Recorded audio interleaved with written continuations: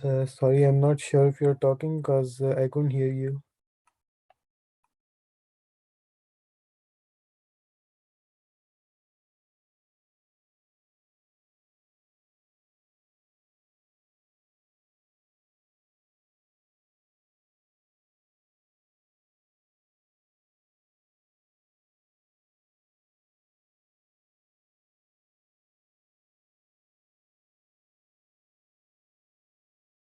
A task.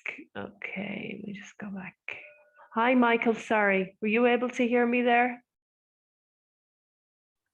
Yeah, I can hear you now. I see your hand is up. I'm just going to check the chat. I'm just wondering, were you able to? Oh, you couldn't hear anything. Can you hear now? Hopefully you can. Oh, okay. All right. Sorry. Here we go again. Sorry about that, everybody. So feedback form, there's a feedback form just to have a look at if you enjoyed this class. How organized are you? So again, this is the time management session here is looking at how organized you are. I'm finding some tips and techniques to manage your time. So how do you plan your day? Now, some of us use one of these items more than the others. So we post-it note. Are you a phone person, computer person for diarizing things? Are you a manual diary writer? I may be a combination of all three, but I may default to one or two of these areas. So if we can work on finding a way that we can systemize and plan our days, that's really one of the key components of time management. And why is time management important? It's important so you can complete tasks and achieve goals. When you better manage your time, you are able to take on new opportunities. So again, that's going to be important. And that's the reason the new opportunities, as I said, doesn't have to be about academic work or doesn't have to be about doing more work in the workplace. It can be, and it can make you shine if you've good time management skills, but it can also be to allow yourself to have a little bit more free time, which of course is good for all of us. It cannot just be said that some people have less to do. So we had a look at that. It's much more likely that they're using their time more effectively. In other words, showing good time management skills. So we own all of our own time. It's what we do with it is the important piece here. So time management tip here and techniques that will help you manage your time more effectively. So for example, one of the laws, and I'll be going through a couple of laws, Parkinson's law, so just something to think about. It's the old adage that work expands to fill the time allotted for its completion. Now, I suppose when you're thinking about that, you should be thinking about, if we allow a day to do something, sometimes we will take the day to do something, even if it doesn't take the whole day long to do it. So we may slow down our work in order to pack it into a day, or we may increase our work speed to fit it into a day. So it's just worth thinking about that the time works and expands to fill the time allotted for its completion. So something else to think about are the daily highlights and weekly highlights. So what's your best time of the day? So think about the important things that have to be done today, and then also think about the important things that have to be done this week. And this might be a good thing to do before you even start to look at your emails, before you start to think about anything else that might be happening on your normal daily list of duties. So before you check emails, because they can take you off on certain tangents, you might want to think, well, what's the focus of my week this week? What really has to get done? What is the urgent thing? And then how do you break that down into what has to happen today? Okay. Prioritizing, what is today's top priority? So it could be studying for something, and then we are allocating time around that. So we'll come back to that idea of Parkinson's law and allotting time to certain tasks. Now, when you do that initially, it may not be as efficient as it could be, because we may overestimate how long it's going to take to do something, and we may very well underestimate how long it takes to do something.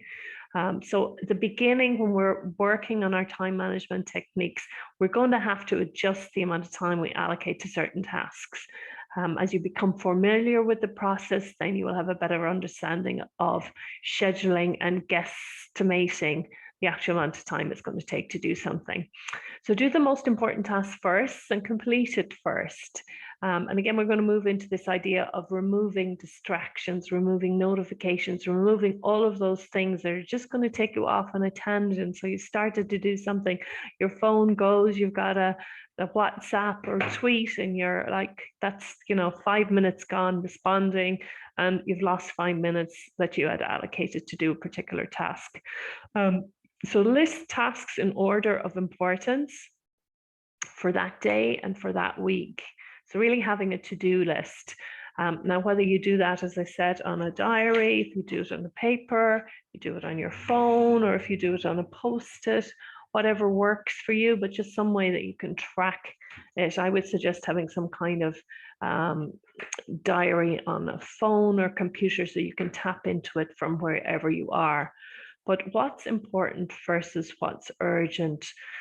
So now we're looking at the Eisenhower matrix. There's 4 Ds in it to help you remember what to do here. And again, this can be really good if you're looking at emails. You come back from holiday, you have 300 emails, 400 emails. What can you do? If you can't say no, then try and delegate. So say no, be firm and polite. Okay, so that's one of the D's, delegating. So here we are: delete, delegate, defer, and do. And this can be very, very useful when it comes to emails, checking our emails, emptying our emails, getting rid of our emails for the day. Because sometimes in the world of work, also in the world of college, you may start with your emails for the day and you're wondering, okay, what emails have come in? Who do I need to reply to? And again, you're taking off on all these multiple layers of tangents, all feeling important, but you might get to the end of the day and the task that you'd set for yourself for that day is still not done. And therefore now you're in a deficit in terms of meeting and scheduling the target of the things that you wanted to do for the week. So it's really about trying to keep on track and keep focused on what actually needs to be done. So maybe checking your emails first thing is not the most important task of the day, because when we do check our emails, it does allow us space to get very distracted. So what can we delete? What can we delegate? What can we defer? Can we put off until next week? And what do we have to do immediately? So placing a task or project into one of these categories helps you to manage your limited time more effectively and stay focused on what matters to you. So please feel free to just add in any questions or jump in if something you don't understand something, or if any questions around any of this. This is a process, particularly the delegating, it takes time. And again, perfecting your time management techniques does take some time. So here again, we've got this idea of the Eisenhower decision matrix. You may have come across it in some of your college modules. So it's this idea of what's urgent and non-urgent, what's important, urgent, important, non-urgent, not important, and not urgent. That should be immediately delete and eliminate. Not important, but urgent needs to happen. So, within a certain period of time, maybe those are the tasks that you can delegate. Who can do it for you? Deciding then for other tasks that are not urgent but are important, they have to be done, but not right now, then scheduling, so they should take over a particular week or a day when you're planning your week, your month, your days, and the items we have to do right now. So some of us may just go to our work list and work down in a chronological order, item 1 to 10 that has to happen today. And maybe not all of those tasks need to be done. Maybe some are non-urgent, maybe some you can delegate, and maybe some don't have to be done.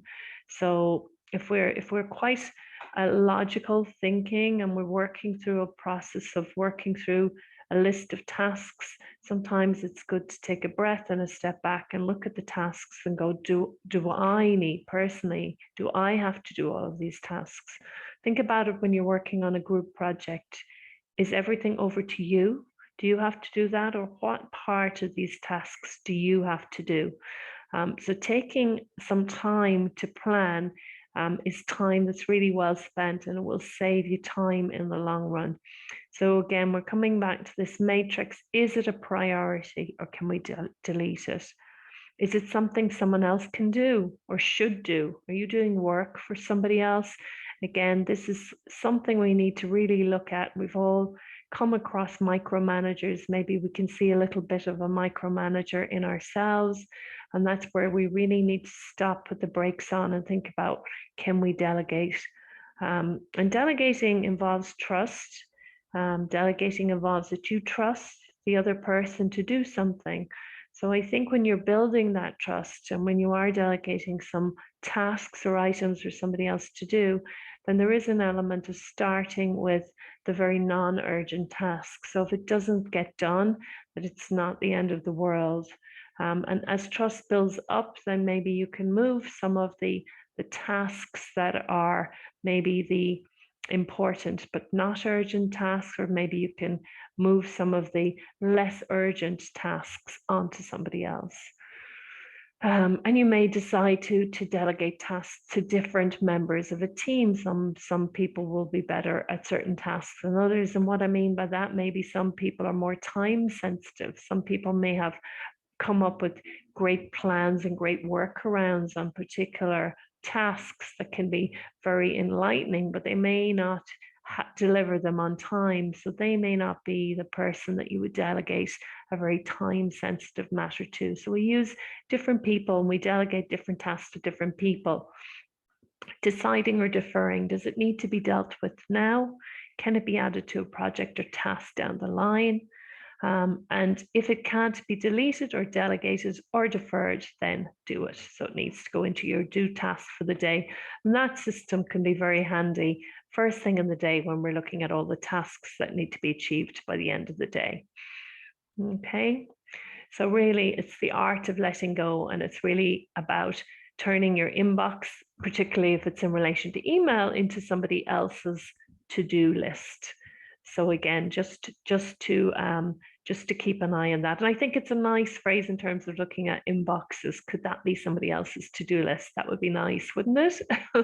But that's not always doable. So, but it's a nice reference. If you're thinking about delegating, you're a little bit afraid of it, think about how can you turn your inbox into somebody else's to-do list. So some tips around delegating, because I know this can be a difficult piece of the whole time management process. Start small and ease yourself into it. Just delegating small, low risk tasks first, then work your way up to something bigger and something that maybe that is a little bit more time sensitive. Eventually, delegation will become less stressful because you know the people you're delegating to and you have a sense of their approach. They will have fed back to you, they will have completed tasks. So, really, the trust builds around that. Be strategic. It's important to find the right person for the right task. So you're not going to give the time sensitive task maybe to the person that is likes to spend a lot of time in the creative process and maybe delivers things a little bit off schedule or behind schedule. But their work could be very enlightening and good. So maybe you just pick the right tasks for the right people. Set expectations, be clear about what you expect and by when. This is a very simple time management technique, but it's really can look very professional. So if you're in the place of work, if you're working on a team project, even for yourself, by setting actions with tangible actions, who is doing what? Get the name, write down the task, be very specific about it with the individual so they're very clear on what has to be done, and set a time frame on it, set a time and a date when that task needs to be completed. Okay. And that can look, again, as I said, very good when you're working or attending a team meeting to make sure that things are moving along. Everybody knows what's happening, everybody knows what tasks they have decided to do or they've been delegated with, and by when they need to have those tasks done. And that stops you micromanaging, because that can take up an awful lot of your time. You've got to trust your team. There's a survey here, and if you go on to CCT Learning Space, and I've posted the link in the chat there. So again, you can have a look at the chat. You'll see there's two links there, and you'll see that there's a link to the Student Success Series CCT Learning Space.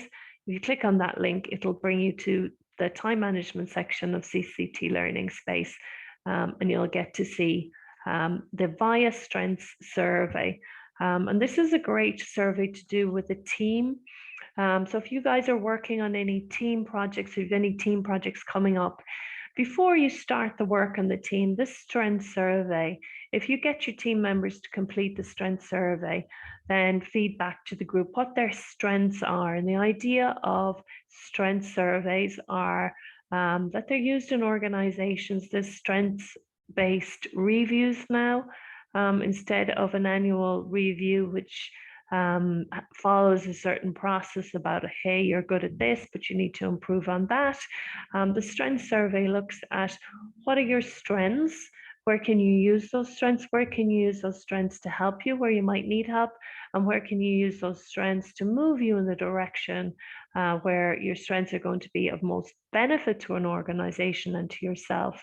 Your strengths are these natural parts of your personality that you gravitate to. For example, one strength is very zesty. Somebody's full of energy and full of beans, so they get very excited about things.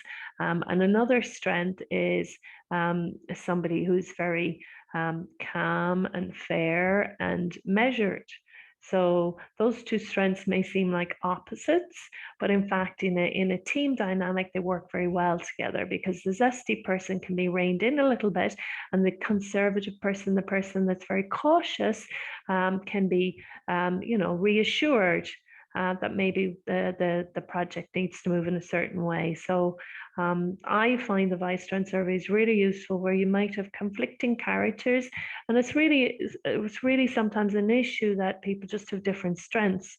So if we can see what we might see as character flaws as just a different set of strengths, then it can work on us so that we can actually work better with individuals that we might have felt there was a little bit of personality clash. So I'd really encourage that as well. And again, that's a survey. It's well recognized, hugely researched. To mention that within a team meeting could look very strong, so, or even in an interview case, what would you do when you were starting to work in a new team? Well, I've trialed, and I'd like to use the VIA Strength Survey just to see what the strengths are of the team before we begin, and then move into setting clear expectations. Those kind of answers can look very, very strong in an interview situation. So getting to know the strengths of your team can be very, very useful. Time blocking, I was going to say, well, I will say Elon Musk, but he's not very good in the press at the moment. But anyway, he uses time blocking a lot, and lots of people use this concept of time blocking. And what is time blocking? Well, time blocking is allocating and scheduling certain amount of time to your tasks. And this is where the no distractions bit is really, really crucial and important. So you put the phone away, unless your diary's on your phone, or you turn the notifications off. So you're just not being distracted for 20 minutes, half an hour on a particular project. But after you've time boxed that and you've allocated time to it, you allow yourself a little reflection time. Did I allocate enough time to that task? And you also allocate yourself a little bit of a reward time boxing. Okay, so now I'm going to have my 5-minute cup of coffee, check my email, and that's 5 minutes. And if you can ping those things, so there's a noise, so you know that task needs to stop, you get a sense of, gosh, I've only started that task. Oh my gosh. So what am I going to do? Well, I need to allocate more time. So when I come back to that, I'm going to have to give myself a lot more time to do that task. Or I finished that task. What's next today? I'm rocking and rolling, you're buzzing onto the next thing. Great. I don't need as much time on that particular task when I schedule it again. So this can be a very efficient way. I'm not expecting you all to go off and use all of these systems straight away, but do consider some. And this really, if you're the person that's worrying about not having time to do things, then guaranteed you're spending a lot of time worrying and less time doing. So the time boxing is really, okay, stop the worrying, time to get on with the project now, half an hour, then I'm going to have a cup of tea, check my email for 5 minutes, and I'm back onto the next task. And very effective. So figure out your optimal time and do the most important tasks then. So are you this is a night owl, but you could be an early bird as well. So whatever, figure out your optimal time. There isn't an optimal time. Some of us work better at night, some of us work better early in the morning. So that's the time to concentrate on particular tasks that maybe require a lot of your thought and energy process. Set a stopwatch or your alarm on your phone again can be very useful for this. Set your stopwatch timer to ping when your allocated time has arrived. Move on to the next task. Don't forget to schedule protected time, me time, downtime. Okay, so that's important. So what you want to do is protected time. It's your evening time, it's your Netflix time, it's your meet with your friends time, it's your downtime. And there's a reward system built into this. If you schedule your time, I know this myself from going back to college, and the nights I was meeting somebody after the library closed for a beer or coffee were the nights I was absolutely super focused because I was looking forward to my reward at the end of the night, whatever time it was, 10 o'clock. But once library closed, I was doing something. So it actually built in huge focus, but that's because there was a reward element at the end. So do remember when you are time boxing, if you want to take this as an example of how to start your time management or prove your time management, then think about absolutely also scheduling in the you time and the fun time. Get rid of distractions. Again, these systems don't work if we're constantly being pulled in other directions. So if you live in a house where you have multiple people, very little alone time, free time, downtime, space time, maybe investing in a set of noise cancellation headphones, maybe have your laptop or computer set up where you're looking at a wall. Then it will help to protect you or shadow you from the distractions that are happening around you. So do bear that in mind as well, or go to the library and use the libraries to do your work. Again, I learned that the hard way from a couple of years of trying to study at home, and it wasn't quite working out because there were too many distractions. So when I was doing my final years, I used to go to the library, even though it took me half an hour to walk there after work. And I would stay till library closing time, and it might take me half an hour to settle in and, get rid of the distractions. But in fact, even though I did waste probably an hour of that space in the evenings, I was far more focused because I had got rid of the distractions. Okay, so again, just something to think of. Finding a quiet space, turning off notifications on your devices, get some noise cancellation headphones. So, all those things, put your phone on silent or away from your desk. How do you track your activities? Again, you might be a diary person, a tick box person, a phone person, computer person for planning and organizing. There's lots of different activities. You see Evernote, OneNote, Trello, Diary, Google Diary, Microsoft Diaries and scheduling. So whatever system, you might need to try out a few. Then I suppose the danger in that is that you've something scheduled in one place and something scheduled in another, and you might miss something. But again, it's about finding a system that's right for you. Again, it could be as simple as just a piece of paper and a pen and scheduling and writing down your your to-do list and moving the to-do list on every day. And sometimes even that written process is a way of solidifying what's actually really important to do that day or that week. What's maybe you could delegate, what maybe you could defer, and what maybe you just delete. Okay. So sometimes the writing process, even though it can take a little bit more time, can actually help in that processing of the tasks that you need to achieve, and what do you really need to achieve. Again, what you might be able to delegate or defer or delete. Some best planner apps for 2020. So these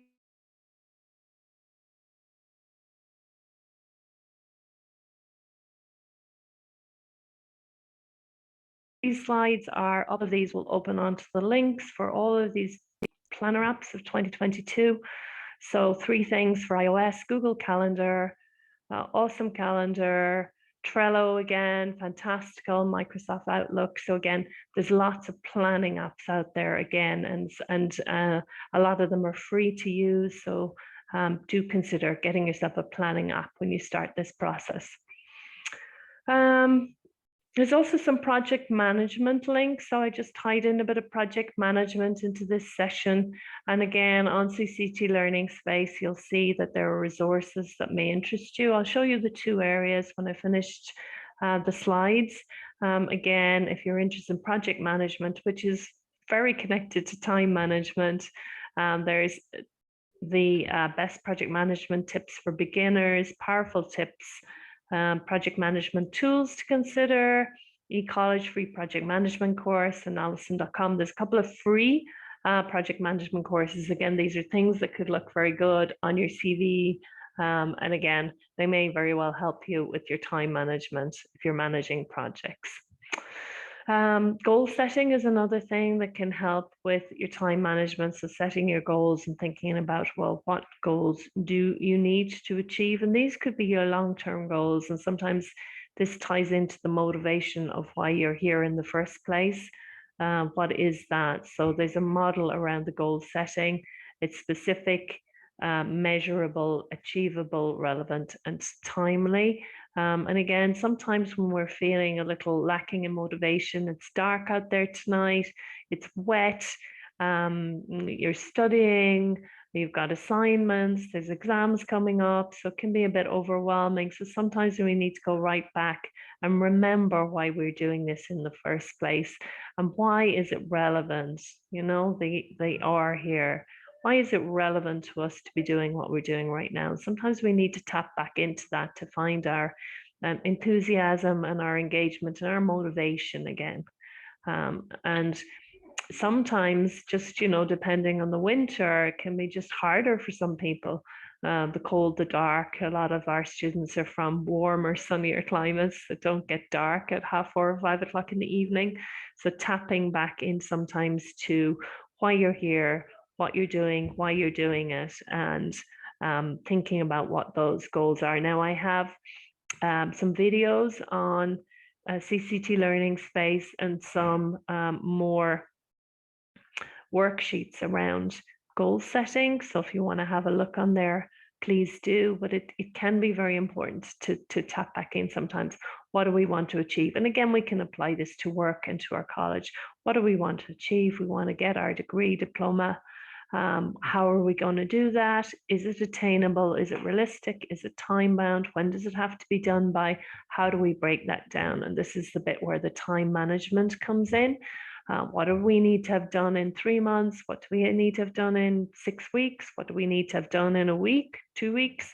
Okay, so what do we need to do this week? What do we need to do today, tonight? Okay, so we can always start our goal setting process from today. And that's the empowering piece, that our goals are started. They're not starting, but we can start with what do we need to do right now in order to achieve our goals. So time blocking, we had a look at setting a stopwatch or ping to allocate your times, move on to the next task, including the me time again. Focus on the things technique. And I find this is a good time management tip and technique as well. So again, when you're trying to settle yourself down, again, I use this technique a lot when I myself was back in study after having been away from it for quite a while, that I would go to the library and I would start with the most simple things I needed to do. So sometimes when you've got a big day's work ahead or a big day's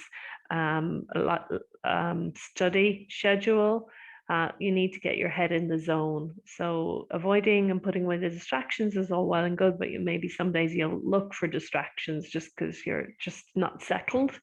So things like having lots of water, so you're hydrated, not too much coffee, have some fruit. Things like bananas are quite good. They're slow release of energy, so you're not getting the sugar high and then the low.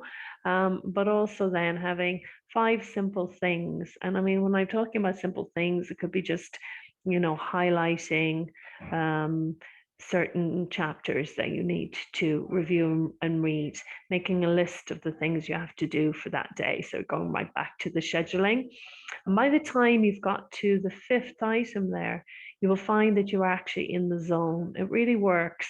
So by the time you've done the fifth simple technique, you've kind of slowly focused yourself, grounded yourself, and you're there and you're ready to get on with the study. So if you find that you're having those days where you're extremely distracted, try this technique. And start with the most basic, simplest task that you can think of, then move on to the next one. And again, by the time you've gotten to the fifth, you will be in the zone.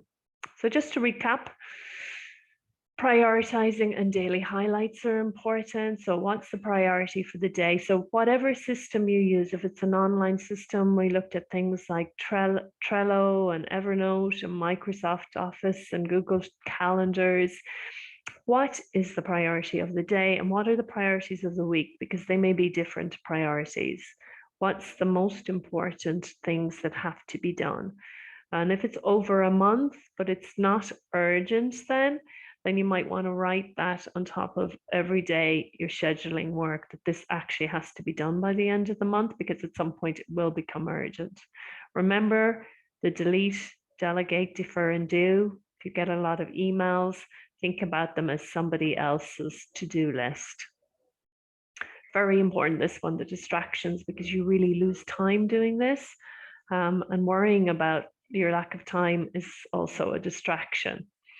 To-do lists and planner applications, so try some. If you're using one or two already, stick with the ones that you're familiar with, that you like, that work for you, and start that planning of your day. Smart goal setting, that's really can recalibrate you for the long and short-term objectives. Remember your time boxing or time blocking. It's a very useful tool, and it will allow you to schedule very accurately after a period of time, because it allows you to see that you're either overestimating or underestimating your time scheduling. The delegation and the 5-item technique. So get to work, turn off your notifications, noise cancellation headphones, turn off your phone or on silent, take regular breaks, and make sure if you're time boxing that you are including the breaks. You have to include the rewards. As I said, having the reward after the study always, well, it worked really well for me. I was super focused when I knew there was a reward coming up. Not so focused maybe when there wasn't. The reward could be a cup of tea, a nice cup of coffee, even sometimes did the trick for me. Review what has been accomplished so far, and celebrate your successes. And that's really important to tap back into your motivation. Reset your objectives regularly throughout the day based on, when you do this first, you'll find, as I said, you're overscheduling or underscheduling. So you need to rejig things at certain points during the day and move on to the next tasks. And very important, reward yourself after completing a task. As I said, all of these slides are going to be up on Moodle. So they're going to be in the student success page. So if you want to come back, the video as well is going to be in there. So it should be up there by the end of the week. Again, how to improve your time management skills. So think of and think of as well like the benefits of even the terminology around some of this can make you sound very professional and organized in a work situation or work experience situation, in a team project situation. You may be the one managing the team, therefore using some of these skills is going to become even more important because it's the real application of this, and this then ties into the work situation. Okay, so just before I check in for any questions, I want to just come out of the slides. So I'm just going to stop share for a second. So any questions on that, guys? Hopefully you heard. Apologies for the delay in the sound at the beginning. I just want to show you guys a CCT learning space. So hang on a second, I'm just going to pull it up so you can see. I'll just come out of that. There we go, career services. Okay, so I'm just going to share this with you now so you can have a look to see my section. You may be familiar with it or you may not, but